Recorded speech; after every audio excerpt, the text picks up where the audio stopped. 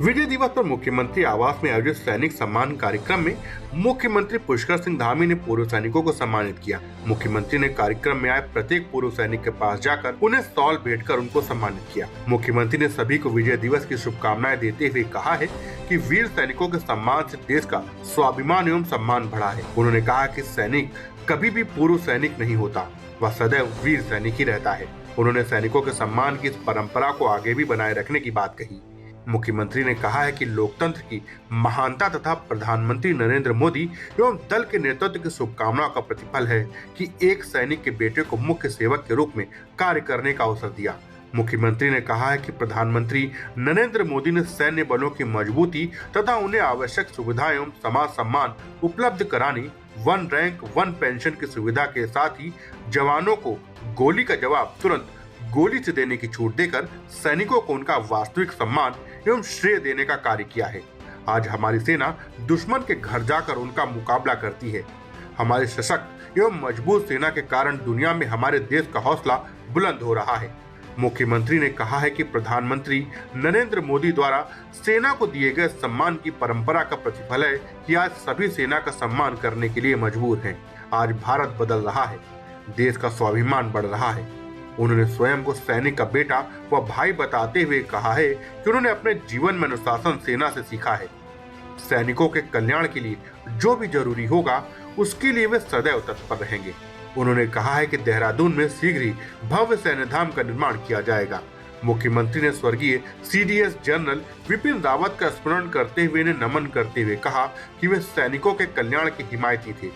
स्वर्गीय विपिन रावत के साथ उन्होंने देहरादून, लैंसडाउन, बनबसा एवं रानीखेत में पूर्व सैनिकों के कल्याण से संबंधित कार्यक्रम निर्धारित किया था।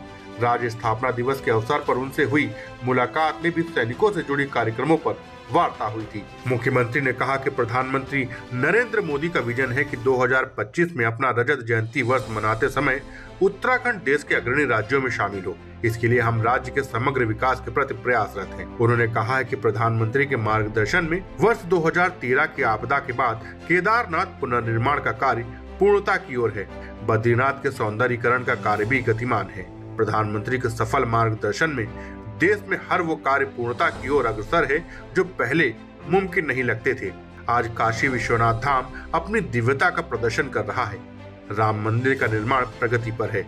कश्मीर से धारा 370 तथा 35 से हटाकर देश से 2 विधान, 2 निशान, 2 संविधान की परिपाटी को समाप्त कर देश का सम्मान बढ़ाया है। सैनिक कल्याण मंत्री गणेश जोशी ने कहा है कि उत्तराखंड वीरों की भूमि है, सैनिकों की भूमि है।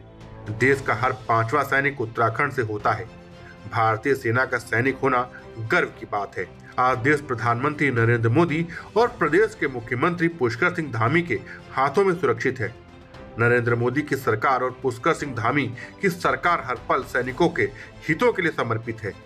प्रधानमंत्री नरेंद्र मोदी सैनिकों की वन रैंक वन पेंशन की बड़ी मांग पूरी की। वे अपने त्योहार बॉर्डर पर सैनिकों के बीच बनाकर उनका मनोबल बढ़ाते हैं। उन्होंने कहा है कि प्रधानमंत्री की भावना के अनुरूप उत्तराखंड में दिव्य और भव्य सैन्य धाम का निर्माण किया जा रहा है। इसमें शहीदों के घरों में पवित्र मिट्टी लाई गई है। यहाँ म्यूजियम होगा, लाइट व साउंड शो होगा। शहीद जसवंत सिंह और बाबा हरभजन के मंदिर बनेंगे। राज्य सरकार शहीद सैनिक के परिवार के एक सदस्य को उसकी योग्यता के अनुसार सरकारी नौकरी में समायोजित कर रही है। देहरादून में war memorial boys and girls hostel बनाया गया है। हल्द्वानी में भी बनाया जाएगा। वीरता पदक से अलंकृत के लिए राशि में कई गुना वृद्धि की गई है। हमारी सरकार दिल से सेना और सैनिकों का सम्मान करती है। जो लोग मंदिर में नहीं जाते थे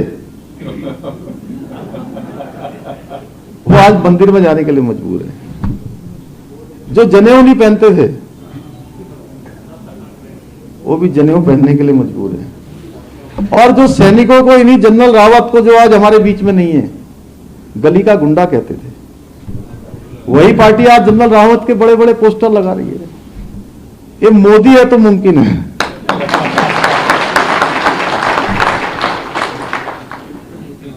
इनको मजबूर कर दिया है।